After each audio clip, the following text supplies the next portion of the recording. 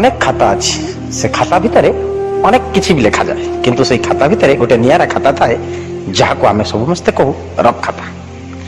S news Odia प्रयोजन आम एक नुआ स्टोरी इमेज ओडिया साहित्यर एक नुआ विप्लव को नहीं आम आपन को देखाइबू सबुदिन ठीक संध्या नुआ धारावाहिक रफ खाता। हाँ दर्शक बंधु आपको आम रफ खातार ना एपाई तो जीवन में सब मूल्यवान हूँ रफ खाता। कहीं या रफ तो कही पारती किंतु प्रकृत में से खाता जे केते महान आम जीवन में आमर नुआ धारावाहिक रफ खाता देखिले आपण माने जानि परिबे। याको संयोजना करिसेंती अध्यापक प्रफुल्ल साहू आउ एतरे सह संपादिका अछंती प्रगति भुइया आउ प्रयोजक प्रसन्न कुमार दास। एस न्यूज ओडिया इ नुआ प्रयास कवि लेखक और गाल्पिक को नहीं आपण माने देखिबा को जमा भूलिबेनी। आमर स्टोरी इमेज ना होउची रफ खाता। नमस्कार जय जगन्नाथ मु शुभश्री स्टोरी इमेज संजनईला पर फर्द को आपण मानक स्वागत करुछि। दर्शक बंधु प्रजापतिर डेणारे जगन्नाथ भासुथिबा आकाशर मेघमाल ईश्वरंकर छवि जीवनर चौहदी रे केवल ईश्वर ही ईश्वर। ईश्वर न चाहिए हलेनी गछर पत्र रंग सबु लिभि जाए। व्यस्त और जंजालमय मनीष तथापि स्वप्न देखे देइथिबा प्रतिश्रुति सब भूली जाए। बढ़ी जाए तार लोभ मोह माया। थरुटिए इच्छा हुए पचारिबाकू आमे सब खुशी रे अच्छे तो एतिकी बेले रफ खाता नहीं आसे खुशीर फर्द पर फर्द। टिके आनंद पाइबा पई आमे लोड़ी बसु स्टोरी इमेज रफ खाता को। तेबे आजिर एई रफ खातारे आम गहणार उपस्थित कवि नृसिंह महांती अध्यापक प्रफुल्ल साहूंकर गल्प पठन करुछंती दिलीप साहू कवयित्री शुभश्री राउत और शेष आलोचक डॉक्टर निरंजन साहू। आसंतु शुणिबा से कौन कहउछंती। नमस्कार। नमस्कार। रफ खातार एक पृष्ठारे मु नृसिंह महांती गल्पर शीर्षक आत्मसंतोष। बहुत पुरातन कालर कथा गोटे गाँव में जड़े मुखिया थिले। 10 खंड जाक गाँ भितर तांकर बहुत खातिर थिला। सबुठारु धनी और प्रभावशाली व्यक्ति थिले से। तांका पाखरे अनेक चाकर बाकर थिले मध्य से काशी और भीमा को अधिक भल पाउथिले और विश्वास मध्य करुथिले। मुखियांकर बहुत धन संपत्ति थिला। कोउथरे किछि अभाव असुविधा नथिला। जहाँ जेतेबेले चाहुथिले तांको गोड़ तळକୁ आसी जाउथिला। हेले तांको मन रे शांति नथिला। संपूर्ण भाव सुखी नथिले से। एकथा भाभी भाभी ताको रात्रि निद हेउ नथिला। दिने सकाळु काशी और भीमा को डाकी आदेश देले तमे 2 खंड जाक गाँ बुली बुली आसीबो आ समस्त के पचारिबो जे दुनिया रे संपूर्ण सुखी मनीष होइथिबो ताको मो पाखक धरिके आनिबो मु ताको पुरस्कार देबी। काशी और भीमा दुहे दिन पर दिन मासे पर मास ए गाँरु से गाँ से गाँरु ए गाँ बुली बुली थकी पड़िले। बहुत धनी पैसा वाला लोक देखिले पचारे भी हेले संपूर्ण सुखी कहीं नथिले। हालिया ही एक गछ पाखरे दुहे बसी पड़िले आ बोतलरू पानी मुंदे पीदेले। हठात सेमानक नजर पड़िला गोटे भंगा धदरा घरटे। चालू अधे उड़ी जाइछि आ ता भीतर जने लोक चिराफटा धोती गोटे पिंधि फुंगुला देहरे भगवान को नाम कीर्तन करुछि। दुहे दुही को चाहिए। काशी कहिला बुझिलु भीमा चारिआडे बुली बुली आसले हेले एमिति लोकटे कोठी पाइलेनी। हेले चलिलु ए कीर्तन करुथिबा लोकटा को पचारिबा काले आम समस्यार समाधान हो जिवो। काशीर कथा शुणी भीमा कहला बुझिलो भाई बुली बुली तो मुंडटा खराब हो गलानी। हईरे केड़े केड़े लोकों को आमे देखिकी आसिले आउ ये दरिद्रटा पाखरे आम प्रश्नर उत्तर मिल जिवो बोली भाबुछु। हौ तथापि तू जेतेबेले चाहुछु चाले पचारि बुझी नेबा। तापरे दुहे गले से लोकटा पाखकु आउ पचारिले आए भाई आमे तुमको गोटे प्रश्न पचारिबु कहि परिबो। से लोकटी हाँ कहला। आउ एमाने पचारिले अच्छा कहल तमें कौन दुनिया रे संपूर्ण सुखी मनीष। से लोकटी किछि समय पई दुई जन को आश्चर्य ही अनाई रहिला। तापर दुहें दुहें को चाही जणे कहिला, बुझिलु अଯଥାରେ एठी समय गुड़ाक नष्ट करुछु, ए प्रश्नर उत्तर एठी मिलिबनी। चल चल आमे चली जिबा।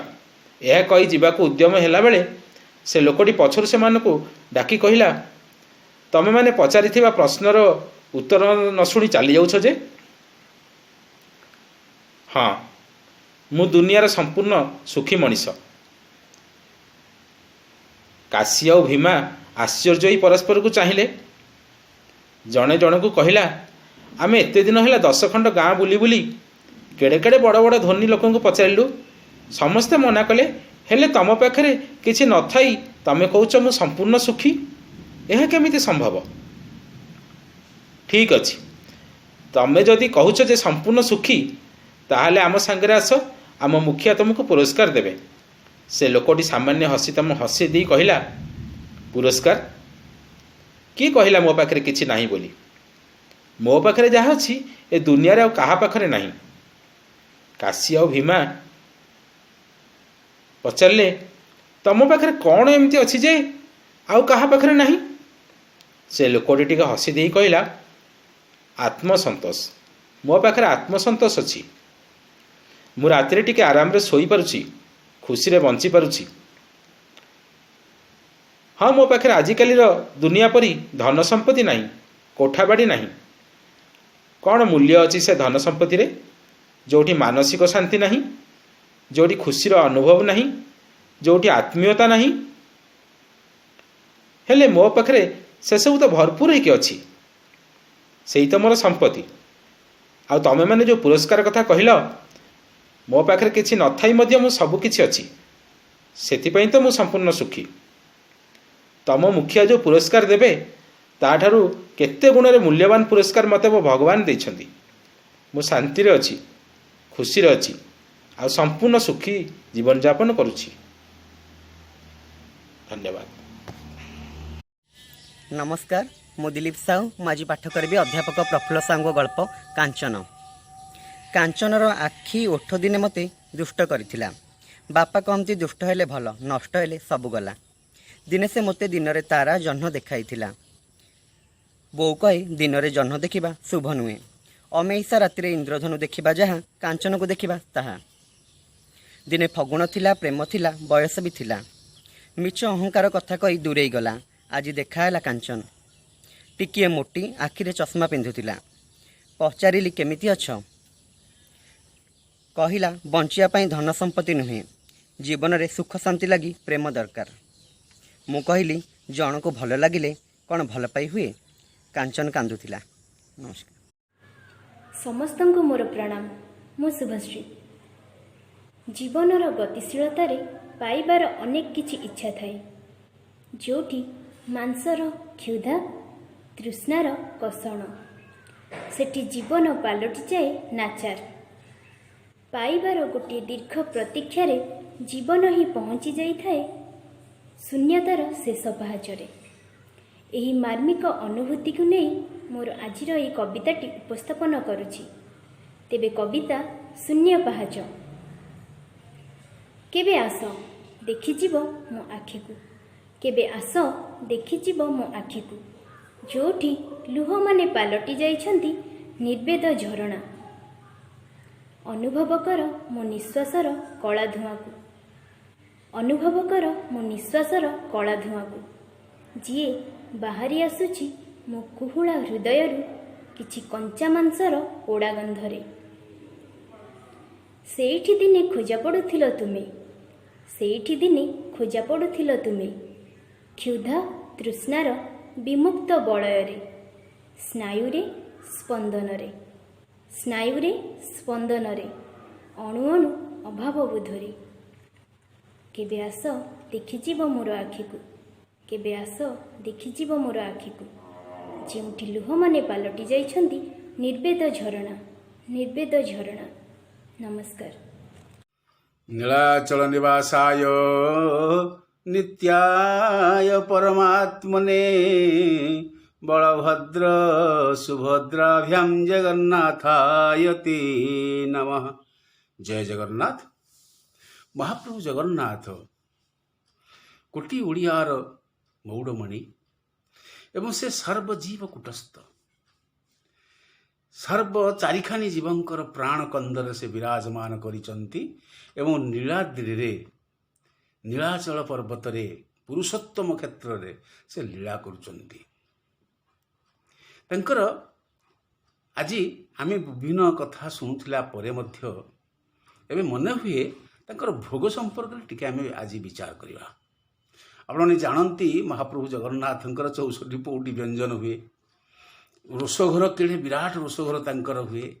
ରୋଷଘରର ବର୍ଣ୍ଣନା ମଧ୍ୟ ବଡ଼ କୌତୂହଳପୂର୍ଣ୍ଣ, କାରଣ କୁଡ଼ୁଆ ଯେଉଁ ବସେ ଗୋଟିଏ ପରେ ଗୋଟିଏ କୁଡ଼ୁଆ ଉପର ଆଡ଼ୁ ତଳ ଆଡ଼େ ଅଗ୍ନି ବୈଷ୍ଣବାଗ୍ନି ଜଳୁଥାଏ, କିନ୍ତୁ ତଳ ଆଡ଼ୁ ହୁଏନି, ଉପର ଆଡ଼ୁ ହେଇ ଆସେ। ଏଇଭଳି ଅଛି। ତେବେ ଆମେ ତାଙ୍କର ଭୋଗ ସମ୍ପର୍କରେ ଆଜି ଟିକେ ବିଚାର କରିବା। ଶ୍ରୀମନ୍ଦିରର ଦୈନନ୍ଦିନ ଯେଉଁ ନୀତି ଅନୁସାରେ ଶ୍ରୀ ଜଗନ୍ନାଥ ବିଭିନ୍ନ ପ୍ରକାରର ଭୋଗ ଅର୍ପିତ ହୁଏ ଭଗବାନଙ୍କୁ। ଅନ୍ୟ ଦେବତାମାନଙ୍କୁ ସମର୍ପିତ ଭୋଗକୁ ପ୍ରସାଦ ବୋଲି କୁହାଯାଏ, କିନ୍ତୁ ମହାପ୍ରଭୁ ଶ୍ରୀ ଜଗନ୍ନାଥଙ୍କର ଭୋଗକୁ ମହାପ୍ରସାଦ କୁହାଯାଏ। ଶ୍ରୀଯନ୍ତ୍ର ଉପରେ ସେ ପ୍ରତିଷ୍ଠିତ ଏବଂ ବିମଳାଙ୍କୁ ଲାଗି ହେବା ପରେ ସେ ମହାପ୍ରସାଦ ହୁଏ। ପ୍ରଭୁ ଜଗନ୍ନାଥ ରତ୍ନ ସିଂହାସନରେ ବିରାଜିତ, କିନ୍ତୁ ଶ୍ରୀଯନ୍ତ୍ର ଉପରେ ପ୍ରତିଷ୍ଠିତ ଅଛନ୍ତି। ଏଇଥିପାଇଁ ତାଙ୍କର ଭୋଗକୁ ପ୍ରସାଦ କୁହାଯାଏନି। ପ୍ରସାଦ କହିଲେ ଅପରାଧ ହୁଏ, ତାକୁ ମହାପ୍ରସାଦ କୁହାଯାଏ। ମହାପ୍ରଭୁ ଜଗନ୍ନାଥଙ୍କର ପ୍ରାତଃ ଭୋଜନ ଗୋଟିଏ ହୁଏ, କାରଣ ମଙ୍ଗଳ ଆଳତୀ ପରେ ଦ୍ୱାର ଫିଟା ଯେତେବେଳେ ହେଇଯାଏ ମଙ୍ଗଳ ଆଳତୀ ହୁଏ। ମଙ୍ଗଳ ଆଳତୀ ପରେ ମୈଲମ ଇତ୍ୟାଦି ହୁଏ ଏବଂ ଅବକାଶ ନୀତି ପରେ ତାଙ୍କର ସକାଳ ଭୋଗ ଗୋଟିଏ ହୁଏ। ତାକୁ ଗୋପାଳ ବଲ୍ଲଭ ଭୋଗ ବୋଲି କୁହାଯାଏ। ଦୈନନ୍ଦିନ ରତ୍ନ ସିଂହାସନସ୍ଥ ବିଗ୍ରହମାନଙ୍କର ଉଦ୍ଦେଶ୍ୟରେ ହେଉଥିବା ପ୍ରଥମ ଭୋଗକୁ ଗୋପାଳ ବଲ୍ଲଭ ଭୋଗ ବା ପ୍ରାତଃ ଭୋଜନ ଭୋଗ କହନ୍ତି। ଏହି ଭୋଗ ଠାକୁରମାନଙ୍କର ପ୍ରାତଃ ଭୋଜନ। ପ୍ରତ୍ୟହ ଅଣବସର ବା ଅନବସର ପିଣ୍ଡିରେ, ଯେଉଁଠି ଅନବସର ହୁଏ ଅର୍ଥାତ୍ ରତ୍ନ ସିଂହାସନରୁ କଳା କବାଟ ପର୍ଯ୍ୟନ୍ତ, ଏହି ଅଞ୍ଚଳରେ ଯେଉଁ ପିଣ୍ଡି ଉପରେ ସେ ଭୋଗ କରାଯାଏ। କେଉଁ ଭୋଗ ହୁଏ ନା ଗୋପାଳ ବଲ୍ଲଭ ଭୋଗ ହୁଏ। ଏହି ଭୋଗରେ ବଲ୍ଲଭ ଖଇ, ପାଚିଲା କଦଳୀ, ନଡ଼ିଆ ଖୁଦି, ବଡ଼ କୋରା, ସାନ କୋରା, ଦହି ଇତ୍ୟାଦି ବିଭିନ୍ନ ବଢ଼ା, କେତେବେଳେ 4 ବଢ଼ା, 6 ବଢ଼ା, 8 ବଢ଼ା, ଏଇଭଳି ଭାବରେ 3 ଜଣ ପୂଜା ପଣ୍ଡା ପଞ୍ଚ ଉପଚାର ବିଧିରେ, ଅର୍ଥାତ୍ ଗୋପାଳ ବଲ୍ଲଭ ନୀତି ପଞ୍ଚ ଉପଚାରରେ ହୁଏ, ପୂଜା କରନ୍ତି। ଏହି ନୀତିରେ ସମ୍ପୃକ୍ତ ସେବାୟତମାନେ ହେଲେ ପୂଜା ପଣ୍ଡା, ଶୁଦ୍ଧ ସୁଆର, ବଲ୍ଲଭ ଯୋଗାଣିଆ, ସୁଆର ବଡ଼ୁ, ପତ୍ରୀ ବଡ଼ୁ, ଗରା ବଡ଼ୁ, ପାଳିଆ ମହାସୁଆର, ଏ ସମସ୍ତେ ସହଯୋଗ କରନ୍ତି ଏବଂ ମହାପ୍ରଭୁଙ୍କର ଗୋପାଳ ବଲ୍ଲଭ ନୀତି ପାଳିତ ହୁଏ। ଇଏ ପ୍ରାତଃ ଭୋଜନ ପରେ ମହାପ୍ରଭୁଙ୍କର ତତ୍ପରବର୍ତ୍ତୀ, କାରଣ ମୁଁ କହି ରଖେ 7 ପ୍ରକାରର ପ୍ରାତଃ ଭୋଜନ, ସକାଳ, ଦ୍ୱିପହର ଏବଂ ରାତ୍ରି। ଏହା ବ୍ୟତୀତ ମଝିରେ ମଝିରେ ଭୋଗ ମଣ୍ଡପରେ ମଧ୍ୟ ନୀତି ହୁଏ। 7 ପ୍ରକାରର ଭୋଗ ହୁଏ। କିନ୍ତୁ ଦେବସ୍ନାନ ପୂର୍ଣ୍ଣିମାରେ ଯେତେବେଳେ ମହାପ୍ରଭୁ ସ୍ନାନ କରିବାକୁ ଯାଆନ୍ତି, ଦେବସ୍ନାନ ପୂର୍ଣ୍ଣିମାରେ ଚନ୍ଦନ ପରେ ପରେ ଦେବସ୍ନାନ ପୂର୍ଣ୍ଣିମା ହୁଏ। ଦେବସ୍ନାନ ପୂର୍ଣ୍ଣିମାରେ ଅଣସର ଘରକୁ ଆସନ୍ତି। ସେ ଅଣସର ଘର ଆସିବା ପୂର୍ବରୁ ମହାପ୍ରଭୁଙ୍କର ଦେବସ୍ନାନ ପୂର୍ଣ୍ଣିମାରେ ସେହି ସ୍ନାନ ମଣ୍ଡପ ଉପରେ ଗୋଟିଏ ଭୋଗ ହୁଏ। ତତ୍ପରେ ଆଉ ପ୍ରଭୁଙ୍କର ଭୋଗ ହୁଏନି 15 ଦିନ ପର୍ଯ୍ୟନ୍ତ। ସେଠି କେବଳ ଭୋଗ ହୁଏ ଯେତେବେଳେ ଅଣସରକୁ ଆସନ୍ତି, ଚକଟା ଭୋଗ ହୁଏ, ପଣା କେବଳ ହୁଏ, କିଛି କିଛି ଫଳ ଇତ୍ୟାଦି ଭୋଗ ହୁଏ। ଆଉ ପ୍ରଭୁଙ୍କ ଦେହରେ ତୁଳସୀ ପତ୍ର ଲାଗି ହୁଏନି, ଆଉ ବିଭିନ୍ନ ପ୍ରକାର ଫୁଲ ଲାଗେନି, କେବଳ ଧବଳ ପୁଷ୍ପ, ସୁବାସିତ ଧବଳ ପୁଷ୍ପ ଲାଗେ। ପ୍ରଭୁ ଏକାନ୍ତ ବାସ କରନ୍ତି। ପ୍ରଭୁଙ୍କର ଗୋପାଳ ବଲ୍ଲଭ ଭୋଗ ପରେ ଆମେ ଆସିବା ସକାଳ ଧୂପକୁ। ସକାଳ ଧୂପକୁ ରାଜଭୋଗ ବୋଲି କହନ୍ତି। ଏଠି ଅନ୍ନ ଭୋଗ ହୁଏ। ଏହି ଭୋଗରେ ଆମେ ଦେଖିବା ଅନ୍ନ ଭୋଗ ସହିତ ପିଠାପୁଳି, ହଂସକେଳି, ବଡ଼କାନ୍ତି, ସାନକାନ୍ତି, ଗୋଟା ଏଣ୍ଡୁରି, ପୂଜାପଣ୍ଡାଙ୍କ ଚଣ୍ଡ, ମାଠପୁଳି, କାକତୁଆଳି ଝିଲ୍ଲି, ଦେଶୀ ଆଳୁ କଦଳୀ ଭଜା, ଅଦା ପାଚେଡ଼ି, ବୁନ୍ଦିଆ ଏବଂ ଶ୍ରୀ ସୁଭଦ୍ରାଙ୍କ ଥାଳି ଖେଚଡ଼ି 2 କୁଡ଼ିଆ ଆଉ ସୁଦର୍ଶନଙ୍କ ଥାଳି ଖେଚଡ଼ି 2 କୁଡ଼ିଆ ଆଉ ମହାପ୍ରଭୁ ଶ୍ରୀ ଜଗନ୍ନାଥଙ୍କ ଥାଳି ଖେଚଡ଼ି 4 କୁଡ଼ିଆ ବାଟ ଖେଚୁଡ଼ି 6 କୁଡ଼ିଆ ମେଣ୍ଢା ମୁଣ୍ଡିଆ 1 କୁଡ଼ିଆ ଆଉ ବଡ଼ କାନିକା ମଧ୍ୟ ଏହି ସକାଳ ଧୂପରେ ପ୍ରଭୁଙ୍କ ପାଇଁ ନିବେଦିତ ହୋଇଥାଏ। ଏହା ବ୍ୟତୀତ ସାନ କାନିକା, ନୁଖୁରା ଖେଚଡ଼ି, ଓଳି ଖେଚଡ଼ି, ସାନ ଓଳି ଖେଚଡ଼ି, ଶାଗ, ବଡ଼ ଓଳି ଖେଚଡ଼ି ଇତ୍ୟାଦି ଇତ୍ୟାଦି କାର୍ଯ୍ୟ ହୋଇଥାଏ। ଏହି ଭୋଗ ପ୍ରସ୍ତୁତି ପାଇଁ ଆବଶ୍ୟକ ହେଉଥିବା ଯେଉଁ ସବୁ ସାମଗ୍ରୀ ଦ୍ରବ୍ୟ ଶ୍ରୀମନ୍ଦିର ପ୍ରଶାସନ ତରଫରୁ ଶ୍ରୀମନ୍ଦିରକୁ କୋଠ ଭୋଗ ଗୋଦାମରୁ ଦିଆଯାଇଥାଏ ଏବଂ ସକାଳ ଧୂପ ଭୋଗ ସାମଗ୍ରୀ ରତ୍ନ ସିଂହାସନର ତଳେ ହୁଏ, ମୁରୁଜ ପଡ଼ିଥିବା ସ୍ଥାନରେ ହୁଏ। 3 ଜଣ ପୂଜାପଣ୍ଡାଙ୍କ ମଧ୍ୟରୁ ଜଣେ ପୂଜାପଣ୍ଡା ବଳଭଦ୍ର ବାଡ଼ରେ ଆଉ ଅନ୍ୟ ଜଣେ ପୂଜାପଣ୍ଡା ସୁଭଦ୍ରାଙ୍କ ବାଡ଼ରେ ଆଉ ଶ୍ରୀ ଜଗନ୍ନାଥଙ୍କ ପୂଜା କରୁଥିବା ପୂଜାପଣ୍ଡା ସୁଦର୍ଶନ, ଶ୍ରୀଦେବୀ, ଭୂଦେବୀ ଓ ମାଧବଙ୍କ ପୂଜା କରିଥାନ୍ତି। ସକାଳ ଧୂପ ଆଉ ପଞ୍ଚୋପଚାରରେ ହୁଏନି, 16 ଉପଚାରରେ ହୁଏ। 16 ଉପଚାରରେ ସକାଳ ଧୂପ ନୀତି ସମୟରେ ବହୁ ସେବକଙ୍କର ଆବଶ୍ୟକତା ହୋଇଥାଏ। ପୂଜାପଣ୍ଡା, ସୁଆର ବଡ଼ୁ, ଧୁକୁଡ଼ି ଦ୍ୱାର ପ୍ରତିହାରୀ, ପାଣିଆ ପଟ୍ଟା ପ୍ରଧାନ ପ୍ରତିହାରୀ, ପାଳିଆ ମହାସୁଆର, ପନ୍ତି ବଡ଼ୁ, ରୋଷ ପାଇକ, ପାଳିଆ ପତ୍ରୀ, ଗରା ବଡ଼ୁ, ଚାଙ୍ଗଡ଼ା ମେକାପ, ପତ୍ରୀ ବଡ଼ୁ, ମୁଦୁଲିସ ଚନ୍ଦନ ଘଟୁଆରୀ, ପରୀକ୍ଷା ବଡ଼ୁ, ତାଙ୍କୁ ପରୀକ୍ଷା ବୋଲି କହନ୍ତି, ପାଳିଆ ମେକାପ, ପାଳିଆ ଖୁଣ୍ଟିଆ, ହଡ଼ପ ନାୟକ, ବାଡ଼ିଆ ଯୋଗାଣିଆ, ପୁରାଣ ପଣ୍ଡା, ଗୋଛିକାରୀ, ଦକ୍ଷିଣ ଦ୍ୱାର ପ୍ରତିହାରୀ ଆଉ ଘଣ୍ଟୁଆ, ବଜନ୍ତି ଆଉ ଝାଞ୍ଜ ପିଟା। ଝାଞ୍ଜ ବୁଲିଲା ପରେ ଏଇସବୁ ଭୋଗ ବାହାରକୁ ବାହାରେ। ଏହା ପରେ ପରେ ସକାଳ ଧୂପ ହୋଇସାରିଲା ପରେ ମହାପ୍ରଭୁଙ୍କର ମଇଲମ ହୁଏ, ମାନେ ସକାଳ ଧୂପ ପରେ ମଇଲମ ବେଶ ହୁଅନ୍ତି ପ୍ରଭୁ। ଏଥିରେ ବିଭିନ୍ନ ବେଶ ତାଙ୍କର କରାଯାଏ।